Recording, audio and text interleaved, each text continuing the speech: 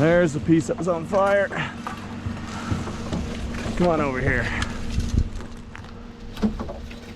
Yes, sir. That's not good.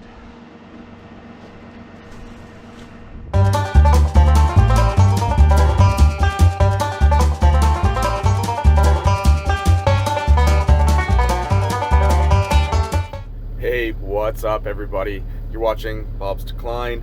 Thanks for stopping in for another episode of Being a Lineman. So basically we're just getting logged on right now. It's 8:30 a.m. Normally my shift starts at 8 a.m. but we were out last night. We worked a full 14-hour shift. I got in after midnight. It was just after 12:30 that I pulled in the driveway. So there's 8 hours rest required before I can start my next shift. All right, so there's really not a whole lot on the go here today. We've got customer request guide wire, guard replaced, maintenance emergency, anchor pulled, got a couple meter changes, line guard install for siding work, disconnect loop that's no longer in service, remove light, a couple locates. Pretty boring day actually. But if you guys want to join me for the day, we're gonna roll the camera. I'm gonna pause it while driving from location to location and keep you guys updated as to what's going on. Hopefully maybe something exciting will happen, maybe not. We had a call actually Monday this week. I was just driving to another call when I noticed a transformer looked quite obviously lower than the rest, and it fell off the pole. The transformer fell off the pole. It doesn't usually happen on its own. Usually a vehicle hits the guy wire or the pole, and even then they don't usually jump off the poles. So it was kind of an odd situation, and there was no marks on the pole, the guy wire, so we shut off the power to the three-phase line. And I had a big truck. First thing I called right away on the phone, get a big truck over here, this thing is gonna fall. It was hanging by number 4 copper from the cutout, holding the entire weight of this transformer, whatever weighed 500-600 pounds. And once we got up there, we seen that the bracket on the transformer was damaged to the point that it was quite obvious that a machine of some sort must have hit this transformer. I don't know, crane, who was in the area, whatever they were doing, they definitely should not have had a machine of any kind up near our pole. So there was that was kind of a crazy day. Thankfully nobody got hurt, the transformer didn't fall. Anyways, let's go grab a coffee and let's get into it. So I scrapped the idea of covering another episode of Being a Lineman today because it's been an extremely uneventful day. It's 2 o'clock in the afternoon already, and all we did, we headed over to the office, cleaned off the truck, stocked it up, went and changed those couple meters out of town, and that ate up like 3 hours pretty quick. But we just had 2 calls lying on the computer, 2 different no power calls. One of them is an hour and a half drive out of town, 16 customers out. So there's actually, when I got to the office, there was kind of like an oops, there was supposed to be a guy testing all your harness and climbing gear and stuff last week, we forgot to tell you. So he's gonna meet me at the office for 3 o'clock. 16 customer outage, long ways out of town. It's not a huge emergency, so we're still gonna keep our appointment and get my equipment tested for the office. As soon as that's done, we're gonna head out of town. We'll bring you guys along for the ride and we'll see what we got. There's, like I said, there's 2 separate no power calls. So we'll keep the camera rolling and let's check it out. We are at the gas station now, and the price of diesel today is $2.20.2. A couple weeks ago it was up to like $2.67 or something, just crazy prices. So we're looking at $8.35 ish per gallon. Let me know down in the comments where you're from and how much fuel is right now, just out of curiosity more than anything.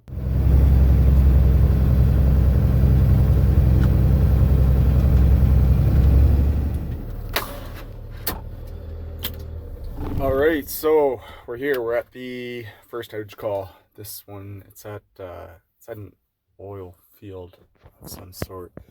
So we stopped by at the office, got all of our gear tested there, harness, climbing gear, and all that stuff. It's got to be inspected annually, and my harness failed.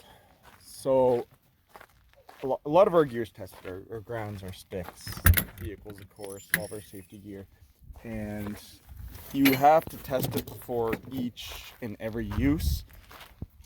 Now, my harness, I'll show you guys what happened here. So these are the clips right here that go around your leg. That clip right into this guy here. So that bottom piece goes around your leg, clips into right there. You get these two little toggles that release that. But when they were testing it, always clipped and stuff, but they gave that a pretty aggressive yank and it came out. So that's no good at all. If there had been a fall, that harness would have let go on one of my legs. So the harness was scrapped. We've got a brand new Buckingham harness. Looks like a pretty nice harness actually. Anyways, they had that right on hand when they were doing the testing. I think there's 2 or 3 of our guys where their equipment failed. So that's actually something I never, obviously when you test your equipment, if there's any tears in the harness or anything obvious, stitching comes out, there's a little red mark. If your lanyard gets popped, it'll show that red mark. That means it's no good. But to actually take those clips around the legs and yank them, give them a yank to see if they hold, something I never really thought of doing, to be honest. So we're at the no power call here now, and let's take a quick look at where we're at. It's at like an old field or something, and transformers are all closed in. We did check the line on the way in, the main cutouts. I'm gonna grab my hard hat before I go in there. So we checked the main cutouts, and they were closed in, which I expected because there's no other calls except for this one customer. But let's see if we can't figure out what exactly is going on here. One of the easiest ways to tell is check the meter. See if there's power on at the meter.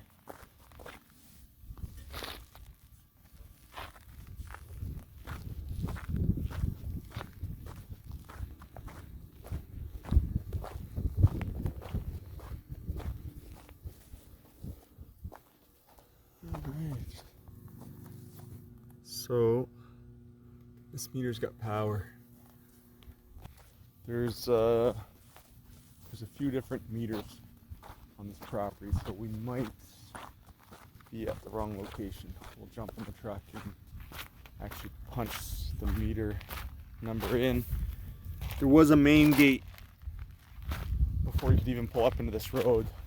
I was talking to one of the workers and they left the gate open before they took off for the weekend. 3-phase dead ends there. There's a takeoff here. All 3 phases are in. So let's go back down the line and see if there's another service tapped off this 3-phase here. So we punched the meter number into our GPS. You can see where I'm at here right now. So this entire area is the oil field, and it's showing the call is over here, which the address provided brings me to where I'm at here right now. But maybe there's could be a driveway coming through this area still into that little sideline there. Alright, so I checked the account name for the customer on this little piece of line, and it's the same account name as the company that owns all this area. So this is pretty well their main office, their main muster point, and has the mobile for the office. So when they called in, they must have just gave the address, which brings me here. So we're going to go back out to the main road and come in on that 3-phase sideline. So for those of you that are new to watching, the blue lines are 3-phase lines, and the red lines are single phase. You can also see here where there's a 3 on that triangle. That means there's 3 transformers for a total of 150 kVA. So there's 3 50 kVA transformers for transformer bank. And these switch numbers, that one 8004 S202, that's the switch feeding that sideline. All of our sideline switches, mainline, all of our switches are numbered. And if I call my dispatch and give them that switch number, they'll be able to tell whereabouts where I'm located on the system pretty quick. Now, the one thing that's kind of strange, the main gate coming in, it was left open. The guy mentioned he was going to leave the main gate open so we can get in here. So I'm a little puzzled about it showing that 3-phase line back on the main road, but we'll head in that direction and see what's going on. Well, we're in the right spot, but the gate is closed here, so maybe the padlock's not locked, but we know we're in the right spot because 3-phase takeoff on the main road. We can see we've got a cutout open there for our phase. So it doesn't go in real far. Let's check on the computer. Let's check and see how far in that goes. Probably be able to walk it, and hopefully it's nothing major that kicked that line. So we can see my target that I set here. This is me, the GPS, and our sideline number up here, and it only goes in 2 span. So let's lock up the truck and see what we got. All right.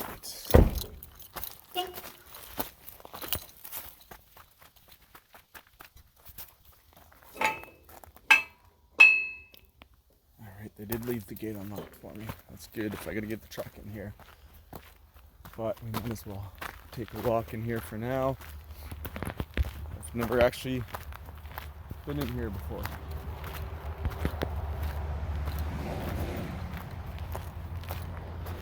So there's our 3-phase line. Transformer bank on the end. We might as well cut right straight through the grass here. There's been no wind whatsoever today. A little bit of trees around the 3-phase, but that's all clear right out to the switches there.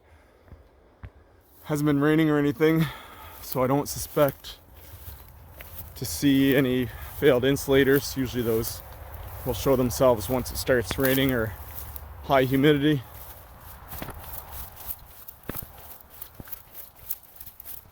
Alright, so where the fuse isn't kicked on the transformer, if the fuse was kicked on the transformer, it shouldn't take out the mainline fuse. Sometimes it will, but the fault would be somewhere between the takeoff and transformers.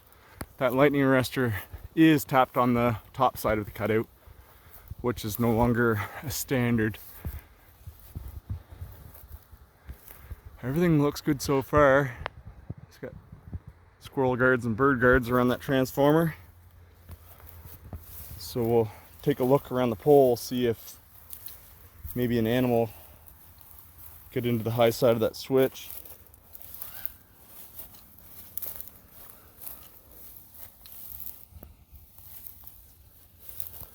Everything looks good.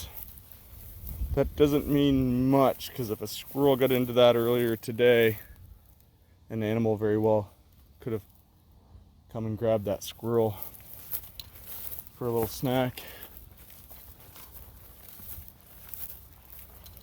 Alright, so meter, it's completely out. They've actually got their main breaker off there. Alright, so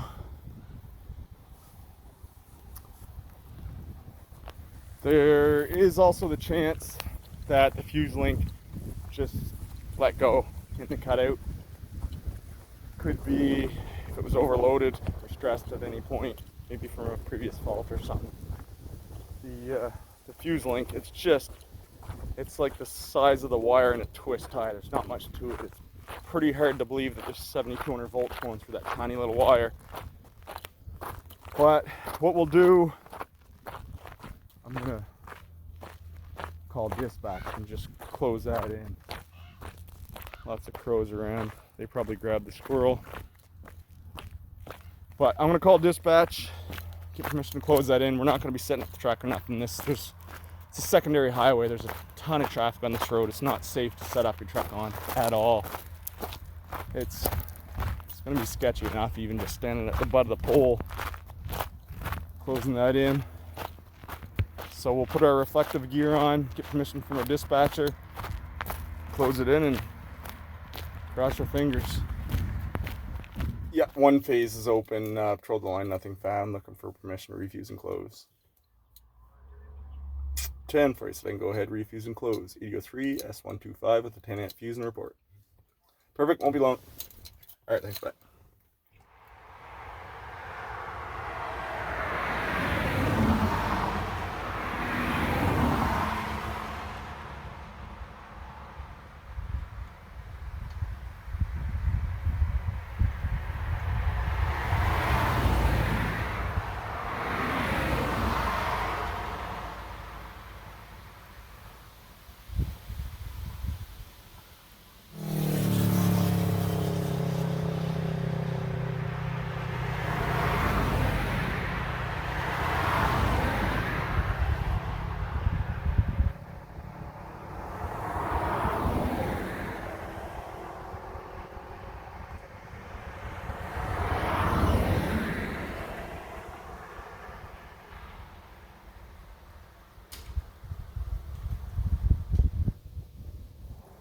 All right, that's good news. Pretty nerve-wracking, the traffic on this highway.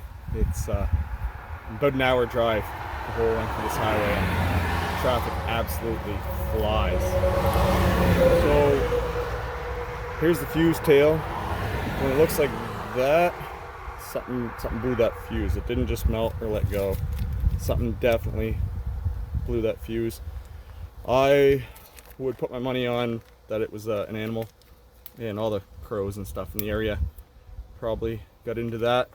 So we're gonna call dispatch, report that this one's closed in, and head out this secondary highway to the next call. Just before we jump back in the cab, I got an old cutout, took the fuse out of it. I'll show you guys what I meant as far as the actual fuse link. So this is a 15-amp fuse. You can see the wire size that goes down through the fuse barrel. But up on the top end, if we can break this off,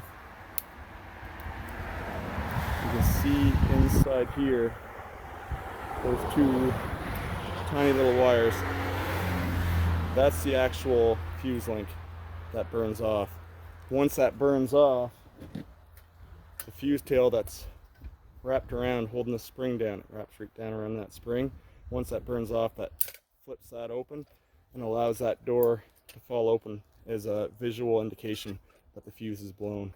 Last night we were heading out this highway, and while I often see deer, I've almost never seen a moose. And thankfully last night we were driving below the speed limit. Speed limit was 70 or 80. I was going probably 65 kilometers an hour, and a moose jumped right out in front of my truck. Pretty big moose. It was close. I didn't quite get stopped, but I was able to slow down enough and kind of swerve. The noise of the air brakes pumping a bit there spooked the moose, and thankfully he jumped and headed back off into the woods. But after the close encounter with the moose, we had 4 raccoons run out in front of me, and a fox, a real nice healthy looking fox, and we even had this guy that I stopped and let him cross the road safely there. I'm sure he was very appreciative.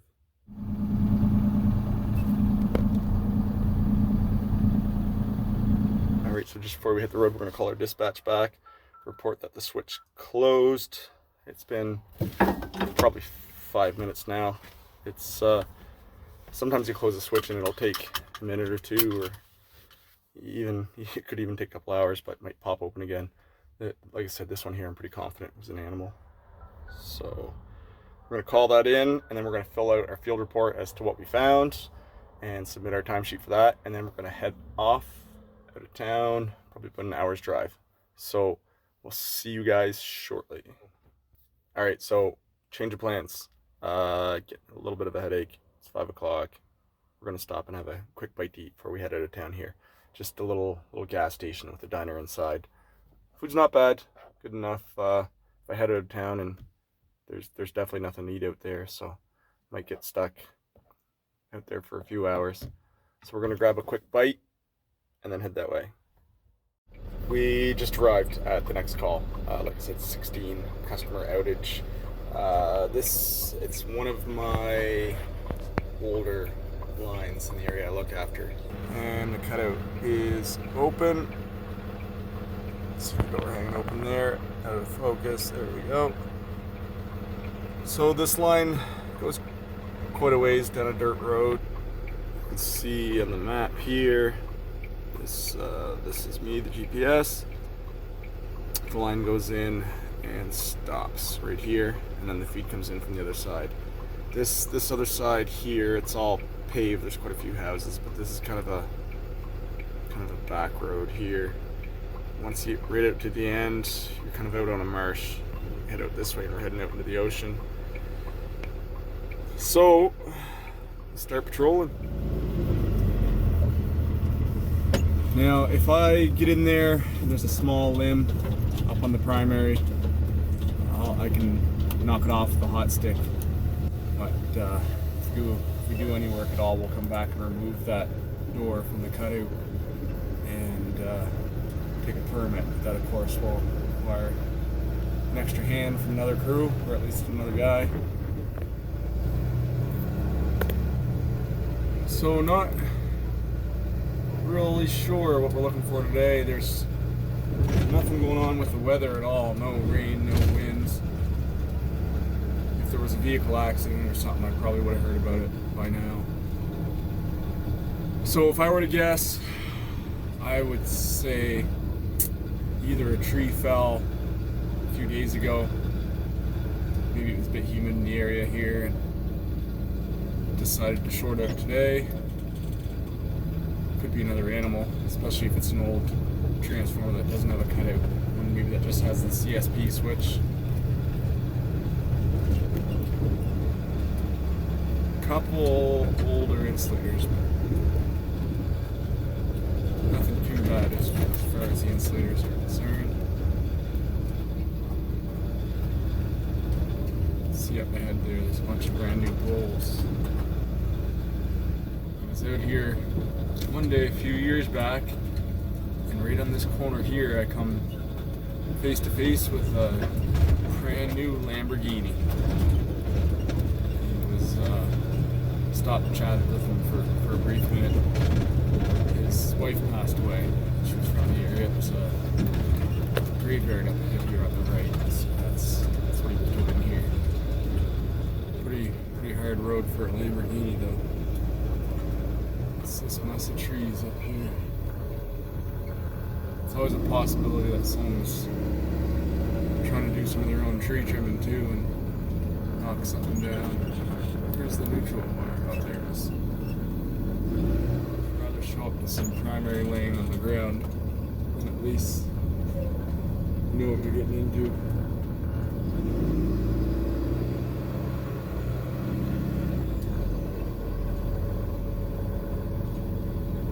These transformers all have animal guards on the top bushings. G'day! I haven't found nothing yet. Oh.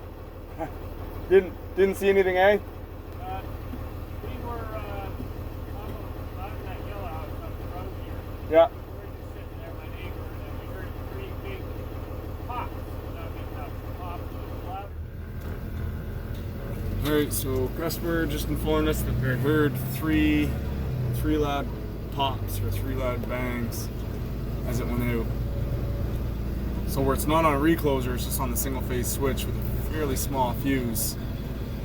It probably wasn't a dead short that would have likely popped the fuse right away.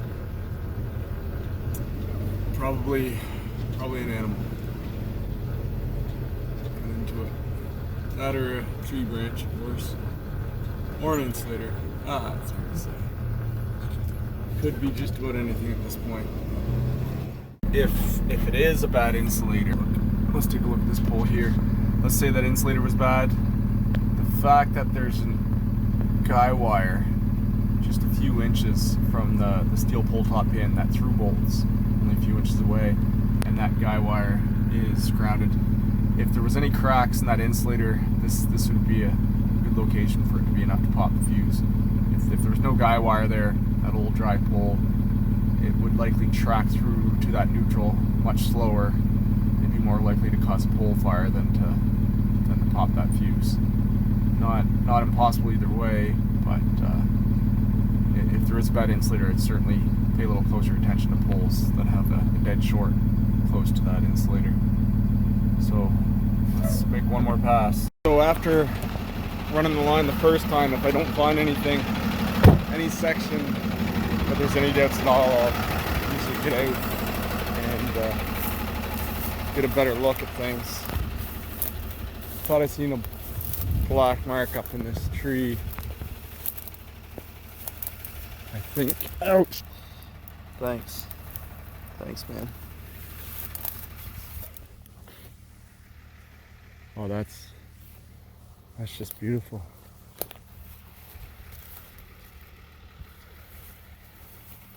Who put that tree there? That's really a great spot for a tree. An awful black mark at the top of that tree. I don't think that's what did it, but I don't want to take a chance, so just jump up in the bucket, get a closer look. At the very least, if it's not a problem now, it will be in the near future. Yes, sir, that's exactly what did it right there. Look at that. Let's drop down in here.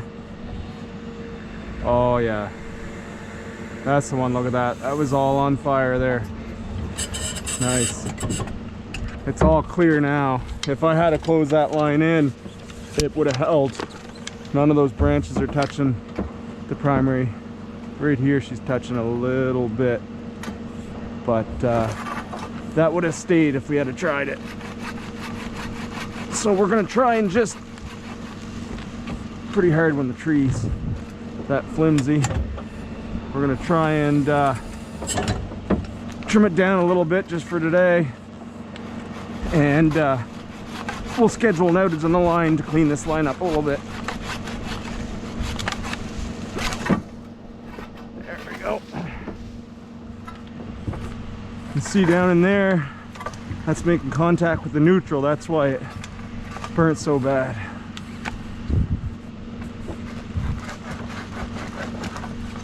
What a mess. So even though that cutout is open, it's not like a recloser. It's not going to close back in on me. It's not impossible, but it's not likely. We have to treat this primary as energized. There could be some induction in it. Could be some backfeed from one of the generators on the line. And I can't put a ground on it because I don't have a work permit. So that's why we're keeping our distance and treating it as energized. Come on, I lost my slot there. There we go.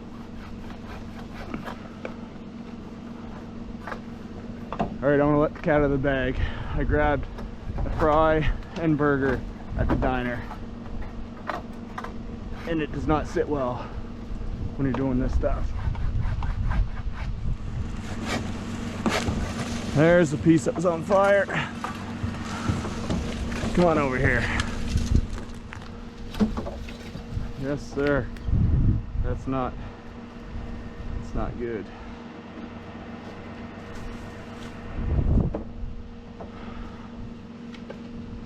See the burn marks on the primary there, but didn't damage the conductor at all, just turned it a little black.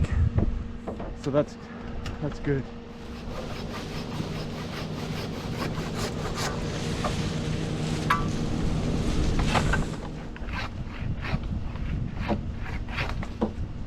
This one's not exactly hurting anything on the neutral, but that will chafe through that aluminum eventually if we leave that there.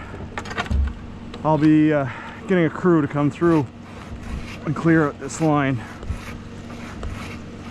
So we'll at least get this off the neutral in the meantime.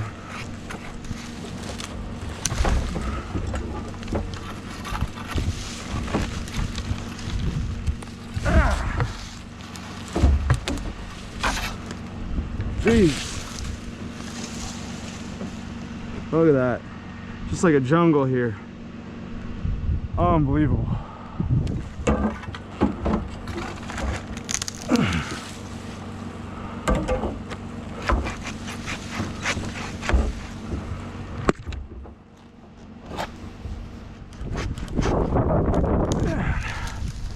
See you later. One down, but 150 to go. Well, this guy was real dry. Not good, so that one at least is clear. Let's go close that line back in. Get these people their power back for tonight anyways. We'll have a crew come back and look after some more of these trees.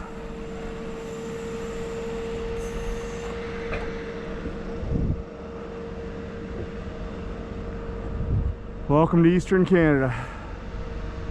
Ocean and trees.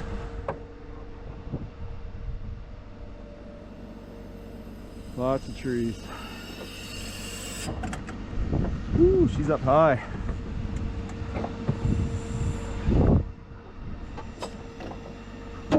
This boom has what they nickname a squirt. This guy here, you can see it can retract down inside the main part of the boom. Gives you quite a bit of extra reach, but when you're up real high like that, it feels pretty sketchy. Right, so we worked up a bit of a sweat on that one. 20 degrees outside, but feel much better. What is going on here? Woo. Feel much better knowing that we found the problem. If we hadn't seen that and closed the line in, it would have held for sure. That branch burned clear. But glad we found it. Like I said, closing it in, pretty confident now. That was quite obviously the one that was on fire. But it's tricky. It's really tricky in our province with the back roads and the trees. Like this back road goes for whatever, let's say 5 or 6 kilometers, and single phase line feeding 16 customers, mostly of which are seasonal. There's like 3-4 full-time customers in the street. So to keep 6 kilometers of line pruned out, it's within 5 years everything just swarms it. It's crazy. And then of course some customers don't want the trees in front of their lots touched at all, but in those cases we got to do what we got to do. We'll trim around the primary at the very least, but then within 5 years it grows back. It's a never-ending battle here, trying to keep up with the trees. Good, Aaron here. I had switch 8001 SO57 open, and yeah, we patrolled the line and found a tree that was on fire at L30. So I cut the top off with sticks and gloves, and everything's clear. Looking to refuse and close. 8001 SO57. 10 for you, so I can go ahead and refuse and close. 8001 SO57 with the 20 amp fuse and report. Perfect, won't be long. Alright, thanks, bye.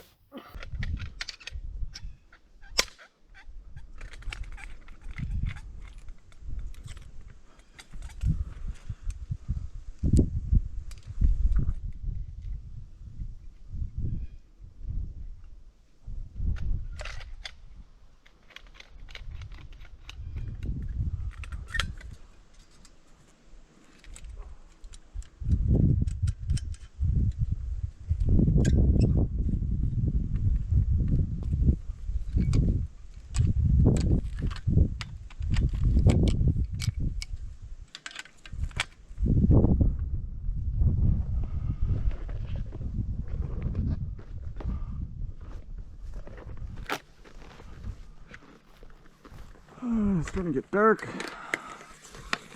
Can't see the cutout. Oh, it's just to get my sunglasses on.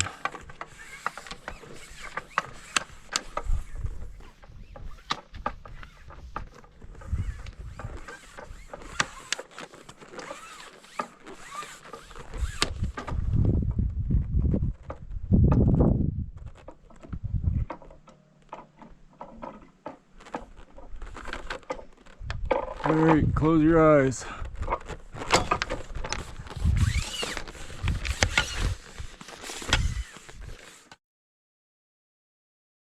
All right, so that pretty well does her, guys. A not so eventful day. You never know what you're getting into.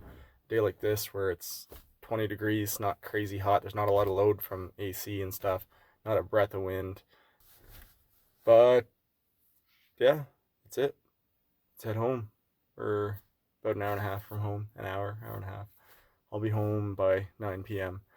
Probably take the rest of the night off. I'm getting quite close to my maximum hours anyway, so I'm going to be on mandatory rest for another 8. So I'll probably throw in the towel unless there's an emergency that they just need someone for a house fire or something like that. Something where someone's life's in danger. Of course, I'll respond. I do have a little bit of time left on my clock. But other than that, guys, really appreciate you watching. Any questions, comments? I know I want to see a ton of comments about trees, and it really is a never-ending battle in Eastern Canada. There's trees everywhere. One of these days when I get up on one of the hills in my town where there's 25,000 people, I'd like to get a shot and pan across the town. You can't even see the houses. There's just thousands and thousands of trees. They're literally everywhere. So it's a constant battle, but getting off topic a little bit. Thanks for stopping in. I appreciate it.